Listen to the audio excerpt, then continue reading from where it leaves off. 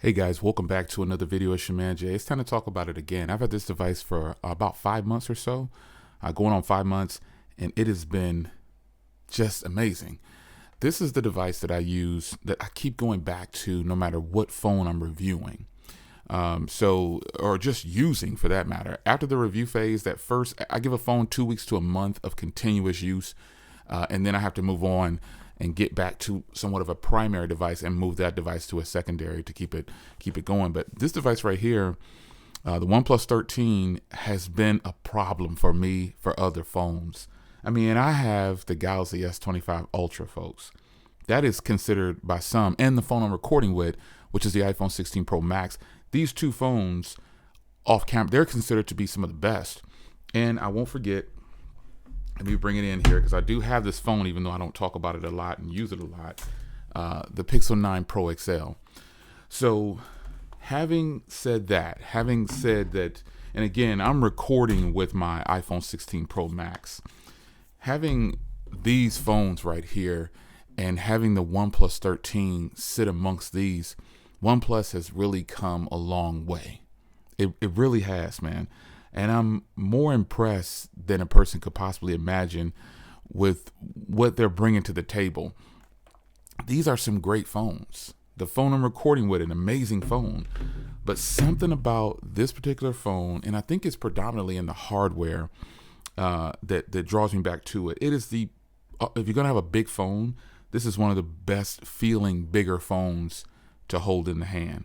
It's got this material on the back that kind of feels like leather, but it's definitely not leather. It's a faux plastic mix. It is just a good feel, and it is wearing. I don't use a case on this. I have the OnePlus official case, and then I have another Tudia case, but I don't really use those that much. I go caseless. I like to have just the phone in my possession, in my hand when I'm using it, because I want it as thin and light as possible in my pocket as well. So the OnePlus official case doesn't add any weight or anything like that.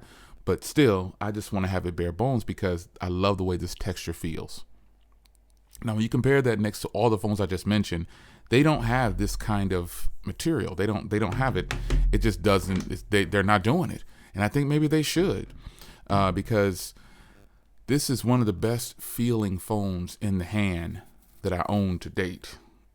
And then the cousin of it, the folding version, basically. It has this same material, and I don't use this with a case as well. So hardware-wise, it's not just the way the back feels, it's the way it looks. I went with this blue color right here. I wanted to get one of the other colors, but once I knew this one had some kind of texture to it that I might like, I'm glad I did. It definitely isn't my color scheme if we're talking about football, but we're not talking about football. But still, this is a good look. Also, again, not just the way it feels on the back, but the corners. I love a nice rounded corner. And see, that's where the Pixel comes in, and the iPhone. They do feel good in the hand, but the Pixel is much heavier than this phone. And then also the iPhone 16 Pro Max is heavier as well. That's the way it just feels in the hand. This one kind of slopes off on the corners on the back. So when you're holding it like this, you're holding it like this, and it doesn't dig into your hand. And that's been my only gripe with my Ultra. I like the Ultra, but it's just too sharp on the corners. Some people love that. I love watching content on there. I think the S25 Ultra is a beast. Some consider it the king of smartphones. I just don't. Hardware wise, I love the sloping design all around the entire device, and it's just a win. The alert slider is a huge plus for me. I think all phones should have some form of alert slider. They should. Even if it's just like what Apple changed it to a button. You know what I'm saying? It should have some kind of a slider, make it fast for you instead of having to swipe to do such a simple gesture. Now, another thing about this phone that I just think is beast mode all around is the battery life. This phone right here, OnePlus adopted the thin layer so you can get a 6,000 milliamp hour battery inside of this thing. It is paying off. It's paying off. The phone itself has phenomenal battery. OnePlus 13 owners out there, if you have this phone, what has your battery life been like if you've had it as long as I have? I had it since launch.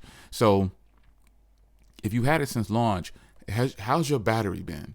My battery seems to have gotten a little bit better too. It's settling in, I guess, with my usage, and it's just gotten really good. This is one of the few phones that I'm actually on it a lot. Like I'm literally, the screen is on. I'm literally doing a lot on the phone. I think the battery is really strong, really good. I want to try out the Nothing Phone 3A Pro. I want to try that phone out because it's pretty much like half the price. I could even get the Nothing Phone 3A, pretty much half the price of this phone. But I'm hearing good things, man. I'm hearing good things. I really want to check it out. But when you go in to buy, there is none. So yeah, that sucks. But this phone's battery life, top tier. That extra 1,000 milliamps that they have working on here, it's just on point. It is on point. It gives this phone the edge. The phone is not very thick, as you can see here, and it still has a bigger battery. That is a huge win for OnePlus. They're winning in that category. And other companies need to step their game up, but there's no other way to say it. This phone has just stellar battery, and it deserves to be spoken of if you're reviewing this phone or you're using this phone. And when I say stellar battery, I mean it's going in easily 2 days for me. Even if I just have 15% left after a full 48 hours or 10% left after a full 48 hours, that's still 2 days. I'm talking about like a full 2-day cycle. So basically, I don't charge this phone every 2 days. It could be like a little longer than that, because if I'm moving into a third day and I still got 20% left or 25% left, that's just killer. It's killer. It's really good. This phone has been so exciting to use. The fact that I like how it looks. I wish I could have got like a deep red version of this with the same material on the back, or a green version. This would have been boss mode. But no, they got this color here, so it's all good. Maybe they'll release a limited color like they did for the cousin. Like they brought out the red version of this after the fact, and I just hate that they did that, because I would have grabbed that red version for sure. But hopefully they bring out another version. If they do, I might snatch it up. Because I didn't do any trade-ins with this. I just bought it straight out with the $100 discount. And then I got the watch. I never gave you a follow-up on this watch, but the watch is actually pretty good.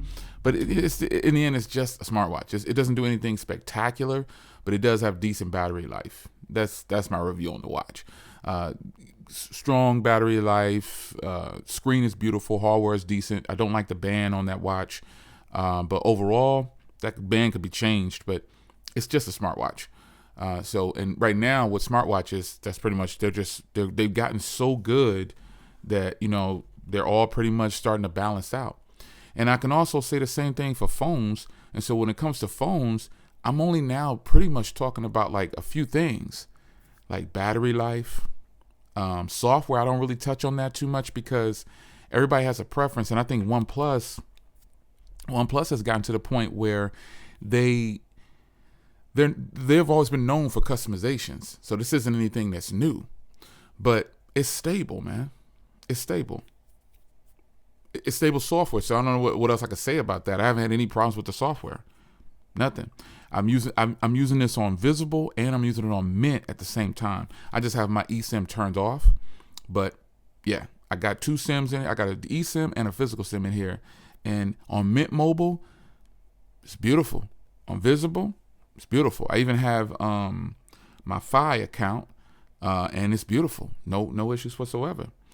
So I'm only chalking up like a few things when it comes to phones now, because they are actually all really good. Even though I name off the phone I'm recording with, iPhone 16 Pro Max, my Ultra over there, my Pixel 9 Pro. So even though I name off all these phones, they're all really good. This is just preference. This one feels the best in the hand. This one has the best battery. And as far as cameras go, it doesn't beat out all the other phones in every area, but I do like the portrait video on here. So when I'm chalking up a phone now, it just has to have, decent hardware, pretty solid looking hardware, has to feel good. Battery has to be on point. I don't need a 2K display and all this if I don't have to. I don't have to have 120 hertz and all that stuff. I just need it to perform well, have good battery life, and the cameras have to be on point. The screen on almost all phones today, it just looks beautiful. Like there's nothing that, most of the phones coming out they all have some kind of good display on them. So that's not even an issue. It just comes down to the personal preference of the person. Like, for real, like I put all these screens together, right? I play a video on all these phones right here. You're probably going to see a different shade on the colors for each one. Yeah. But I think Samsung produces some of the best displays ever. I mean, top notch, hands down. They produce some of the best. If only the Samsung wasn't so boxy. They've even rounded it off too. It feels better than the previous gens, that's for sure. But then they flattened off the sides, making it feel like the Google Pixel 9 Pro XL sides are flat, but the round. And so this phone has kind of a rounded, flat side, and it's thinner. So, that kind of it gives it the edge. But anyway, if I play a video on all the phones, you're going to get a different look on each phone, more than likely. It's just going to look like that for some reason. But in the end, folks, checking boxes on phones today, it sounds crazy to say, but phones today have gotten so good that they're boring. Like, there's no more competition. Like, one company isn't trying to outdo the other company. When companies compete, we win, folks. We win. When they compete and they really battle and try to be number one, they get more creative. And right now, companies aren't getting creative. They're not. Like, OnePlus was like, we're not even going to bring out a OnePlus Open 2 because why? This phone came along and smashed all the current foldables that was out at the time and did a lot better and cost less. It was like, why are we bringing out another phone? We don't even need to. Y'all didn't even step your game up for this version. So respect to that. The 13T, I believe, is supposed to be like a mini version of this, but it's not coming to the US. And that's sad because I really want to get my hands on that. If I get my hands on that joint, it's over. I would love a small version of this phone because, I like small variants of phones. One of the best small phones that I've ever owned is the Pixel 9 Pro XL. I think this is one of the best small phones to date, and my 16 Pro Max. Those are just the top two small phones to get.